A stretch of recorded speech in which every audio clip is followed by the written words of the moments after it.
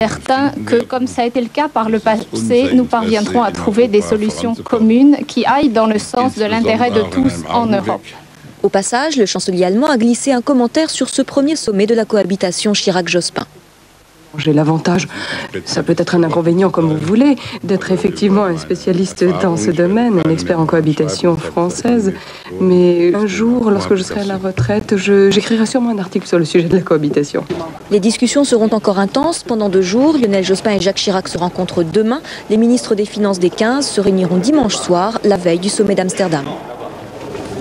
La justice belge a finalement décidé de lever son mandat d'arrêt international contre Serge Dassault. L'industriel français est soupçonné d'être impliqué dans un scandale de corruption, mais il aurait fourni des informations nécessaires à l'instruction de l'affaire, ce qui aurait donc permis de lever ce mandat.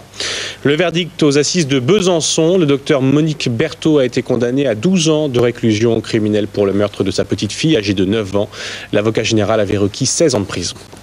Les 2000 personnes qui avaient été abusées par une société de vente par correspondance vont être dédommagées. Une décision du tribunal correctionnel de Grasse qui a condamné aujourd'hui le PDG de France Direct Service, Bernard Greff, à 2 ans de prison avec sursis, 200 000 francs d'amende et surtout à verser plus de 4 millions de francs à ses anciens clients.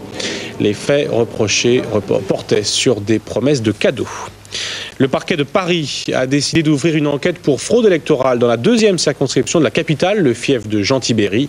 Plusieurs centaines d'électeurs auraient été inscrits illégalement par le RPR dans cet arrondissement. Anne Hirsch. Les méthodes sont variées, le but unique, il s'agit de gagner les dernières législatives comme les précédentes, quitte à frauder. C'est en tout cas ce qu'affirme le Canard enchaîné depuis plusieurs mois. La justice prend aujourd'hui le relais sur plainte d'un adversaire écologiste de Jean-Tibéry, Yves Frémion-Danet. La plainte est portée contre X avec constitution de partie civile. Les accusations portent sur 3 ou 4 000 électeurs inscrits illégalement sur les listes de la 2e circonscription de Paris, soit près de 10% du corps électoral. Selon une enquête de l'hebdomadaire, les listes ont été gonflées, essentiellement par des électeurs habitant dans d'autres arrondissements de Paris, mais qui auraient bénéficié de logements HLM grâce aux bons soins du clan Tibéry. 3000 personnes seraient ainsi logées en HLM dans des arrondissements périphériques, tout en restant inscrites dans le 5e. Pour donner le change, on leur aurait attribué des adresses fictives. À ces adresses, on trouve aussi beaucoup de collaborateurs du maire de Paris ou des cousins de sa femme, qui en plus auraient tous été munis d'une ou 2 procurations. Au second tour, 1177 auraient été enregistrés, 1254 utilisés. Le plus troublant, les votes d'outre-tombe. Le Canard enchaîné affirme que certains électeurs qui ont dépassé le cap des 120 ans ne sont toujours pas rayés des listes, de quoi obtenir des scores frôlant parfois les 60%. Un juge d'instruction va être nommé dans cette affaire. Le dossier a été ouvert pour manœuvre frauduleuse de nature à porter atteinte à la sincérité du scrutin. Au Congo, les armes se sont tues aujourd'hui. L'évacuation des étrangers est pratiquement terminée. La mission des militaires français sur place s'achèvera dimanche soir. Et puis en Inde, le bilan ne cesse de s'alourdir après l'incendie qui a ravagé un cinéma de New Delhi. 63 morts et une centaine de blessés d'après les hôpitaux de la ville. Le feu a été provoqué par un court-circuit. Il y avait plus de 1000 personnes dans la salle. Un dernier mot, c'est l'Allemand Frentzen sur Williams Renault qui a été le plus rapide lors des premiers essais libres du Grand Prix de Formule 1 du Canada. Il a devancé l'Italien Fisichella et le Canadien Villeneuve. La météo tout de suite, Sophie Levers.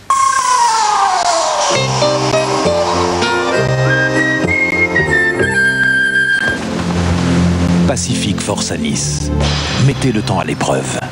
Demain matin, le soleil dominera près de la Méditerranée, tandis que des orages se formeront sur l'Alsace et la Franche-Comté.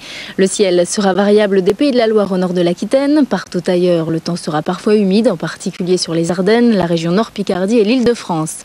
L'après-midi, éclaircies, nuages et averses alterneront sur un large quart nord-ouest et sur les Ardennes. Le reste du pays profitera du soleil. Côté température, Météo France prévoit 17 degrés à Brest, 20 à Paris et 28 à Montpellier. Dimanche, le temps restera instable sur toute la moitié nord, sec et ensoleillé sur la moitié sud. La nuit des extraterrestres continue sur Canal. Dans un instant, les maîtres du monde. Très bonne fin de soirée.